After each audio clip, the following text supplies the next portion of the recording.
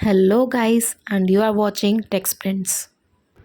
We can define JavaScript in many ways, but my definition is that it's a high level object oriented, multi paradigm programming language. And with that being said, can we move on to the leg structure now? Well, probably not, because what does any of that actually mean? So let's deconstruct this just a little bit to at least make some sense out of this. And starting with programming language itself, a programming language is basically just a tool that allows us to write code that will instruct a computer to do something. And of course, that's our main goal of using JavaScript, right?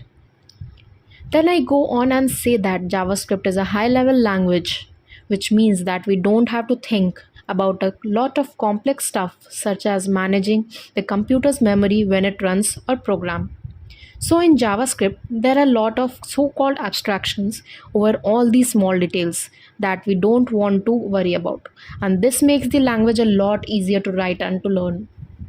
Next, I say that JavaScript is object oriented, and all that means is that the language is mostly based on the concept of objects for storing most kinds of data. And of course, we will learn all about object oriented programming throughout this course.